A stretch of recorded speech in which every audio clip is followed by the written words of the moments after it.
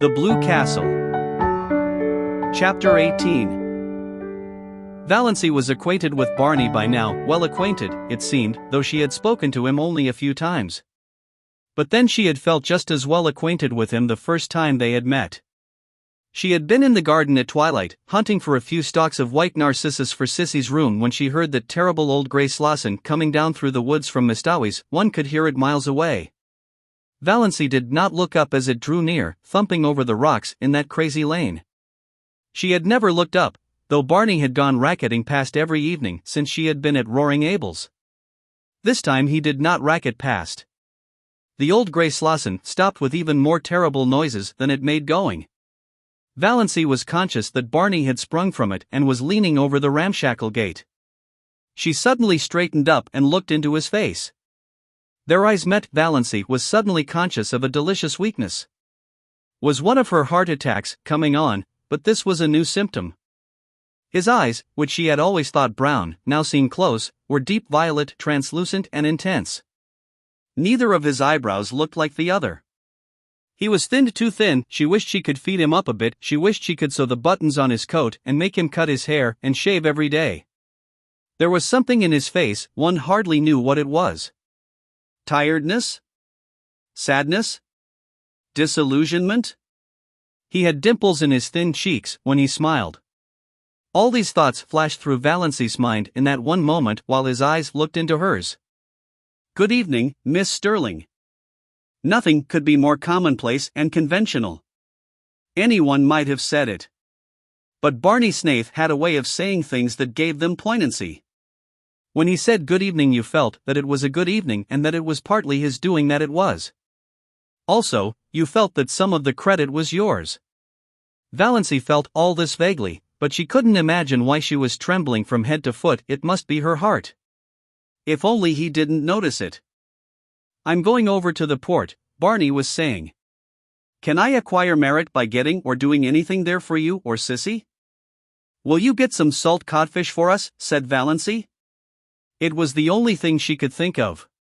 Roaring Abel had expressed a desire that day for a dinner of boiled salt codfish.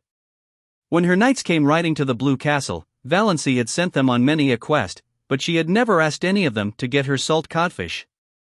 "Certainly. You're sure there's nothing else?" "Lots of room in Lady Jane Grey Slosson. And she always gets back some time, does Lady Jane." "I don't think there's anything more," said Valancy. She knew he would bring oranges for Sissy anyhow, he always did. Barney did not turn away at once. He was silent for a little. Then he said, slowly and whimsically, "Miss Stirling, you're a brick. You're a whole cartload of bricks. To come here and look after Sissy, under the circumstances." "There's nothing so bricky about that," said Valancy. "I'd nothing else to do. And I like it here. I don't feel as if I'd done anything specially meritorious. Mr. Gay is paying me fair wages. I never earned any money before, and I like it." It seemed so easy to talk to Barney Snaith, someway, this terrible Barney Snaith of the lurid tales and mysterious past, as easy and natural as if talking to herself. "All the money in the world couldn't buy what you're doing for Sissy Gay," said Barney. "It's splendid and fine of you. And if there's anything I can do to help you in any way, you have only to let me know. If Roaring Abel ever tries to annoy you." "He doesn't. He's lovely to me." "I like Roaring Abel," said Valancy frankly. "So do I. But there's one stage of his drunkenness, perhaps you haven't encountered it yet, when he sings ribald songs." "Oh, yes. He came home last night like that. Sissy and I just went to our room and shut ourselves in where we couldn't hear him. He apologized this morning. I'm not afraid of any of Roaring Abel's stages." "Well, I'm sure he'll be decent to you, apart from his inebriated yowls," said Barney. "And I've told him he's got to stop damning things when you're around." "Why?" asked Valancy slyly, with one of her odd, slanted glances and a sudden flake of pink on each cheek, bored of the thought that Barney Snaith had actually done so much for her. "I often feel like damning things myself." For a moment Barney stared. Was this elfin girl the little, old maidish creature who had stood there 2 minutes ago?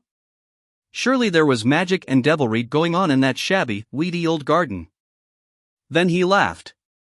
It will be a relief to have someone to do it for you, then. So you don't want anything but salt codfish? Not tonight. But I dare say I'll have some errands for you very often when you go to Port Lawrence. I can't trust Mr. Gay to remember to bring all the things I want. Barney had gone away, then, in his Lady Jane, and Valancy stood in the garden for a long time. Since then he had called several times, walking down through the barrens, whistling. How that whistle of his echoed through the spruces on those June twilights! Valancy caught herself listening for it every evening, rebuked herself, then let herself go.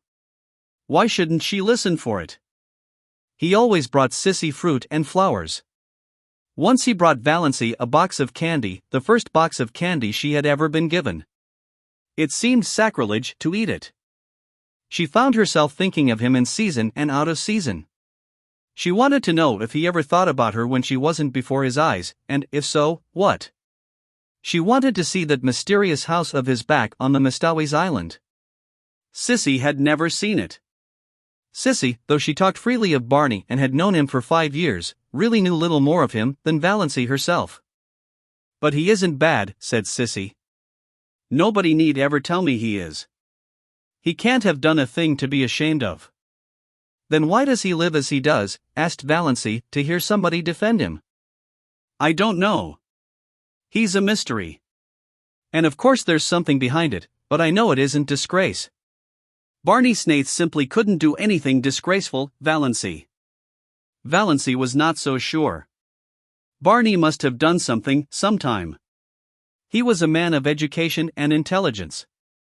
She had soon discovered that, in listening to his conversations and wrangles with Roaring Abel, who was surprisingly well read and could discuss any subject under the sun when sober. Such a man wouldn't bury himself for 5 years in Muskoka and live and look like a tramp if there were not too good or bad a reason for it. But it didn't matter. All that mattered was that she was sure now that he had never been Sissy Gay's lover. There was nothing like that between them. Though he was very fond of Sissy and she of him, as anyone could see. But it was a fondness that didn't worry Valancy.